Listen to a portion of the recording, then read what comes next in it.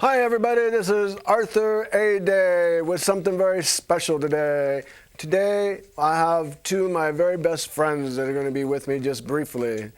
And who are they? Well, some of you have seen me with these two dogs. One is Topaz and one is Cody, and they're service animals. Now how did that happen? Well, I've had them both for 5 years, and one's a companion to the other, and both of them work with me.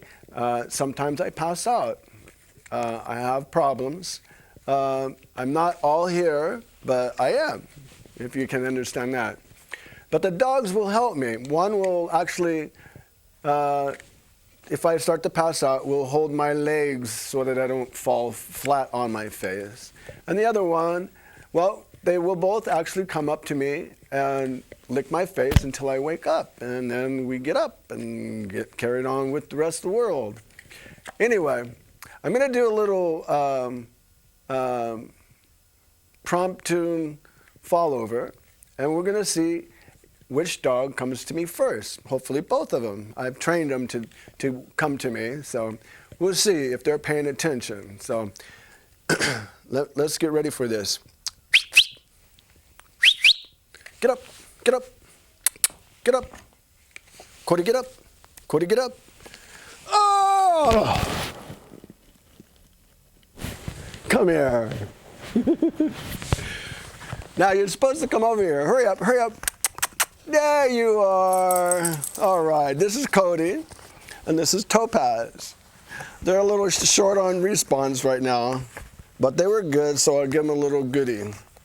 There you go. All right. So why don't you guys sit down? Can you sit down? There you go.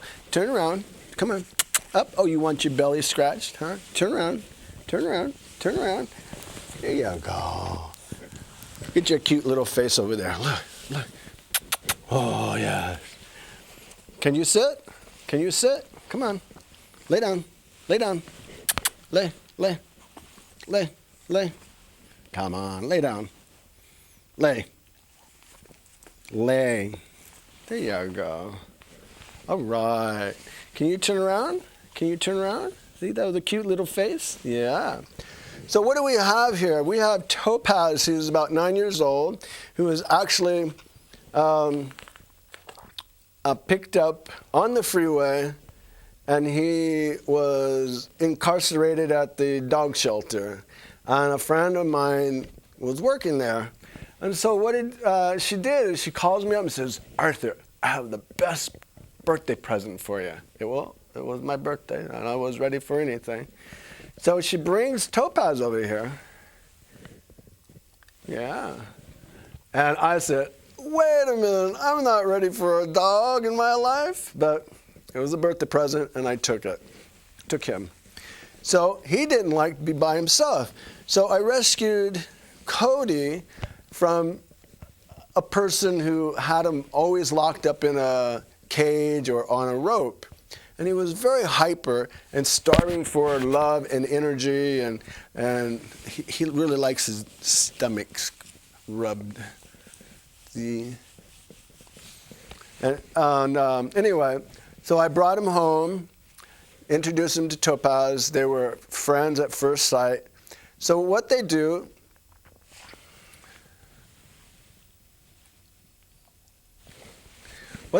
best is hang out with me.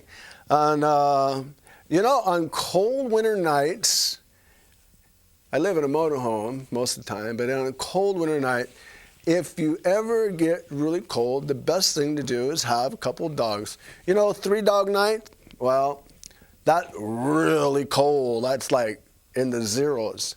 But 2-dog night is doable around this area. So they are very good for heaters. They each have a body temperature of 109. Now that's pretty warm because we have an average body temperature of only 98. So when you get a dog down to your legs and a dog down up around your belly, you got it made. It's a comfortable night, right? Can you lay down? There you go. Now, can you see this patch over here? Camera 1. Can you get that? Oop. Can you get it over there? Nope. Nope. Nope. Come here. Come here. One more try. Sit. Sit. There you go. Can you get that now?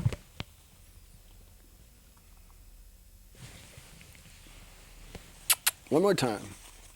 Up, up, up. How would we just do it this way?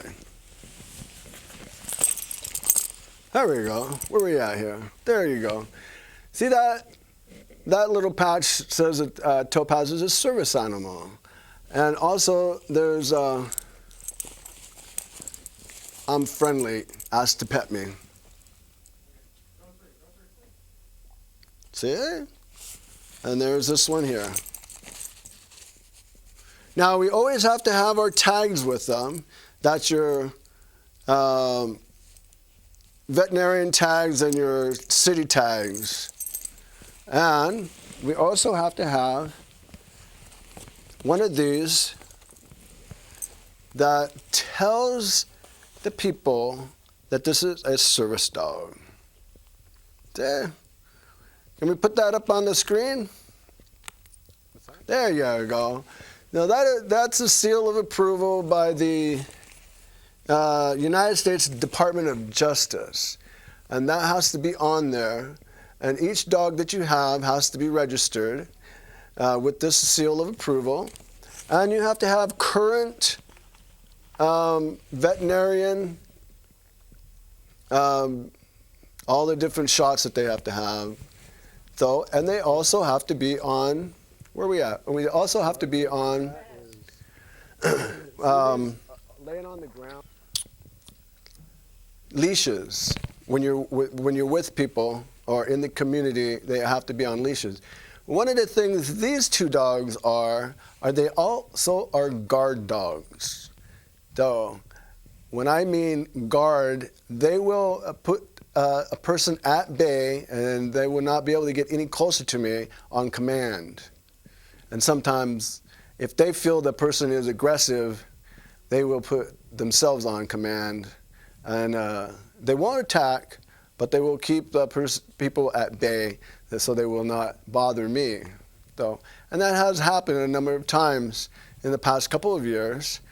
I had an officer walk up on me one time in the night, and I could see him kind of out of the side of my eye. I could see somebody walking up on me, and what I was doing is letting the dogs go to the bathroom.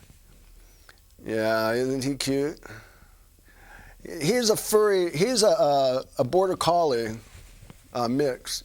Anyway, what happened was they started barking and putting the officer at bay.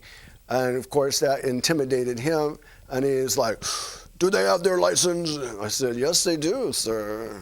Oh, you dare not but let them bite me. I said, well, you need to step back. Oh, no, I'm not stepping back, he said. I'm like, well, they're going to continue to bark. You have to step back. And so when he stepped back, then they stopped barking. But I had my leash on him. You know, a dog can pull 25 times more its weight. And, you know, that's a lot. Like, Topaz weighs about 70 pounds, and Cody weighs about 50 pounds. And a friend of mine brought his dog on a same trail that I did.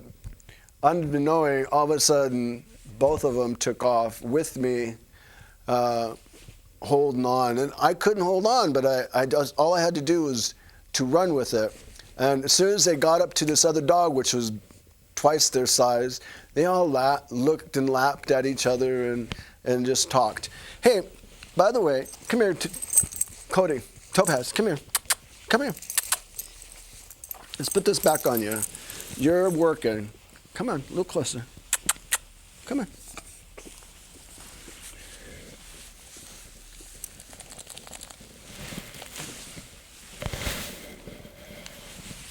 So, now, Lay down.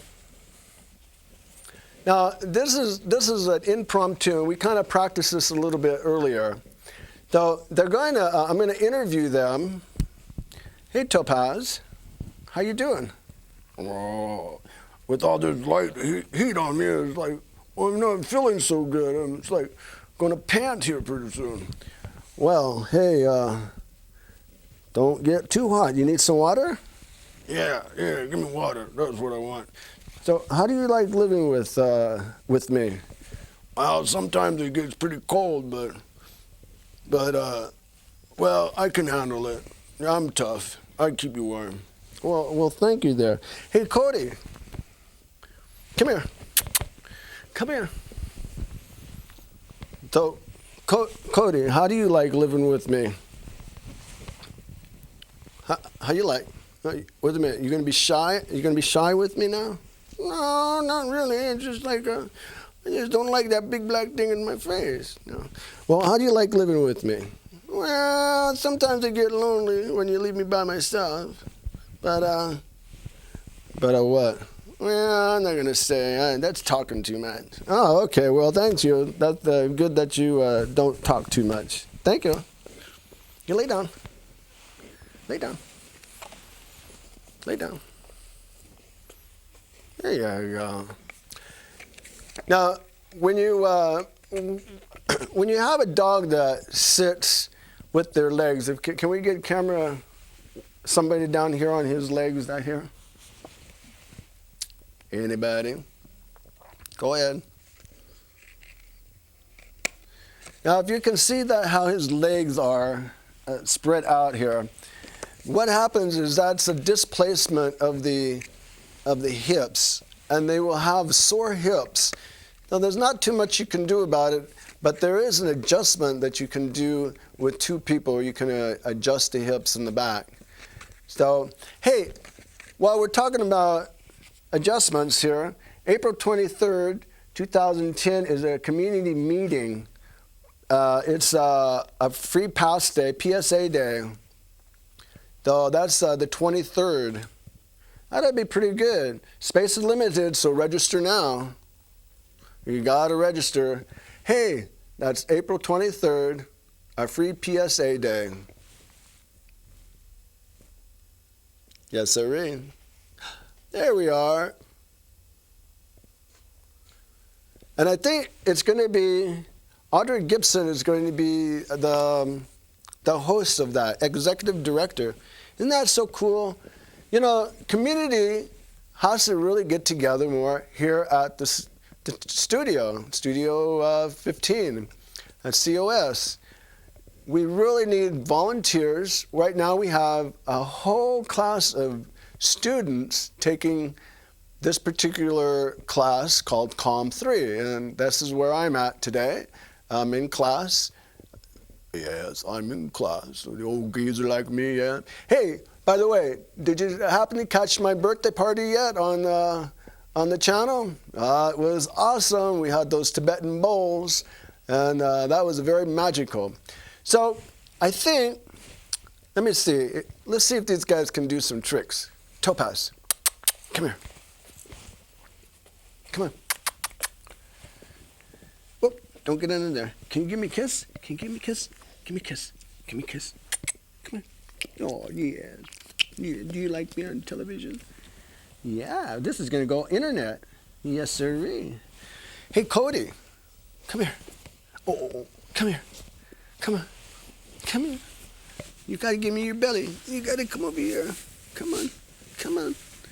I can't reach you. I just can't reach you. Come on. Oh, you like your belly rub?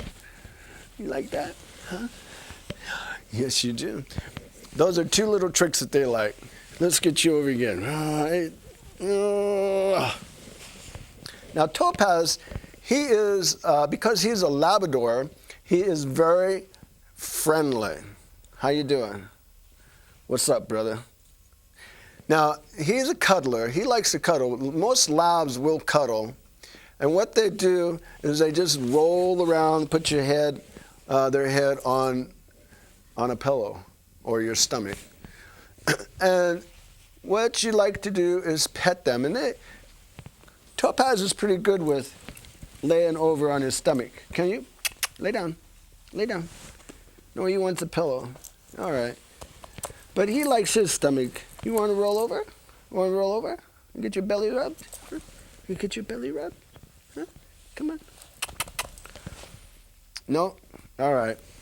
But being he is a more loving animal, dog, he's also very protective.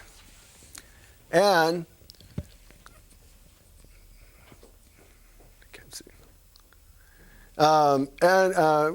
Cody, he's a really interesting mixed breed. But what he likes to do is he likes to chase things. He's very sociable, and because he's a border collie, he will actually try to herd animals. Just 1 minute. What do we got? Video insert? I don't. Oh, they have. Oh, we have a video insert. Sorry about that, folks. Go for it.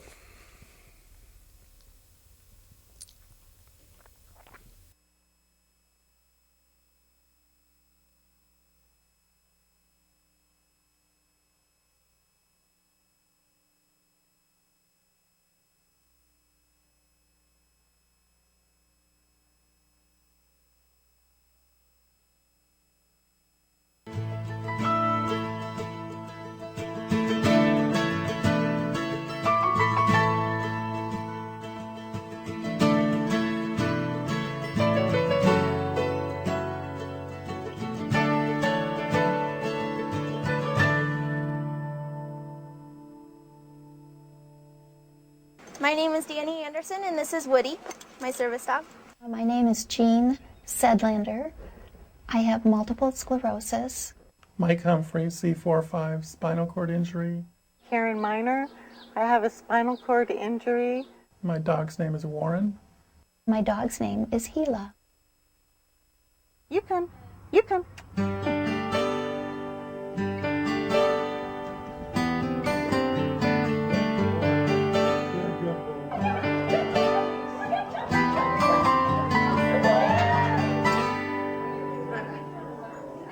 I remembered people with disabilities in Nepal that would be putting pots and pans on the back of a donkey or a burro and leaning on that donkey or burro and walking down the street and settling on a street corner and selling their pots and pans. And I was reviewing this in my mind. I'm going, my God, there's got to be something for people with disabilities that will get them out of these institutions and away from people that had that kind of a determination to do something for them instead of provide a way for them to do for themselves.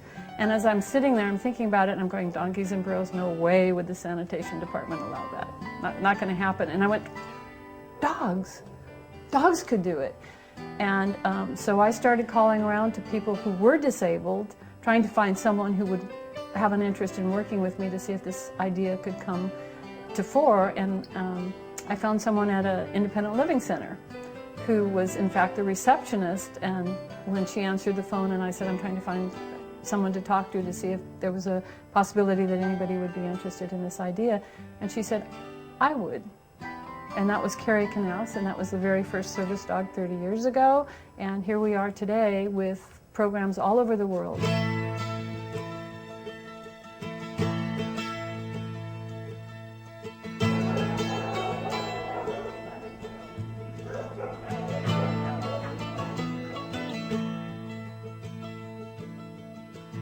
They train the dogs when they're really little.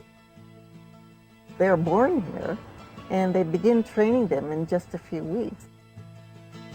Breeding is a key element in assistance dogs because you can breed for temperament, you can breed for health, and so you can increase your placement.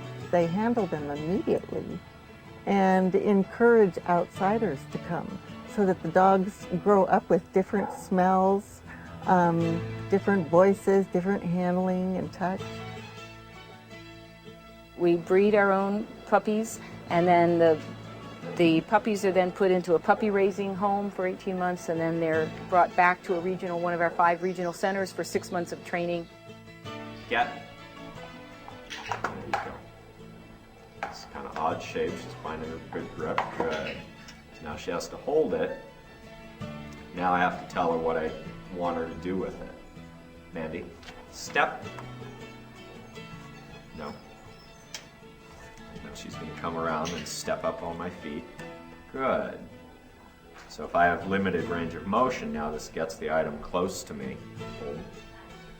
So that I can get a grip of it, or she can drop it into my lap. Give. Good. She still stays there because I haven't told her to do anything else, so everything is done in a very controlled manner. Off. Heel. Good.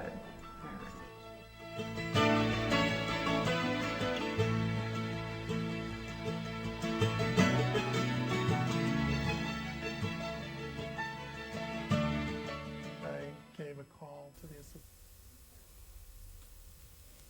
Wow, wasn't that great? I really love that. You know, we really need more services in this area for people who have wheelchairs and blind people. There's a place in Medford that you can go to for the blind. And in Nevada City, there's a place that trains poodles and black labs. They actually breed them so that you're not allergic to them, to the hairs, and they can do all types of fun stuff. And then that's in Nevada City in California. In Medford, Oregon, they have some for the blind. But here in this area, it seems to me that I'm the only one that has dogs that have jobs. And there is a show on the I think it's a satellite that it's called Dogs with Jobs, and they show a whole different dogs that can smell perfume and keep you out of certain stores, dogs that sense a person who is going to have a seizure.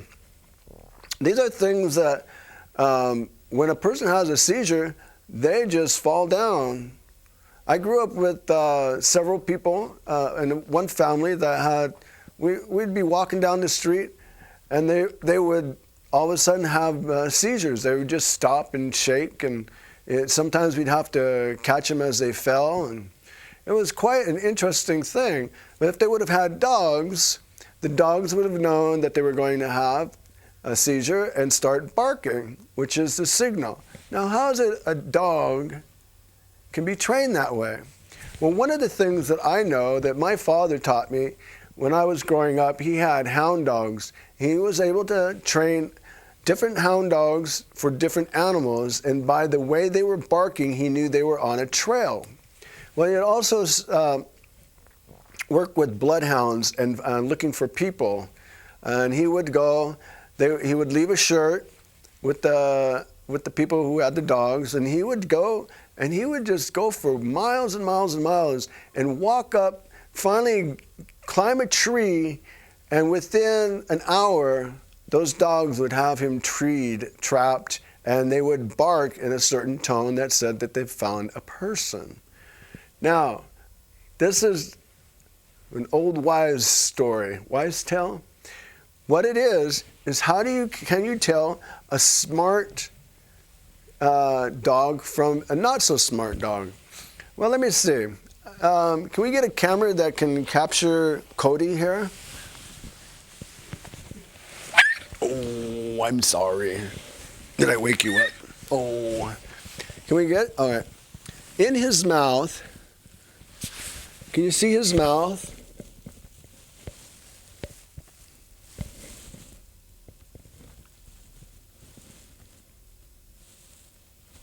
See how his top of his mouth is black? The blacker the mouth, the smarter the dog is, the more intelligent it is. Now, Topaz has a lighter mouth, and I'm not sure we can catch him from over here. Open up. Open up. Can we catch him from over here? Nope. Nope. All right. He has a lighter mouth, and he tends to be a little less brainy, I guess.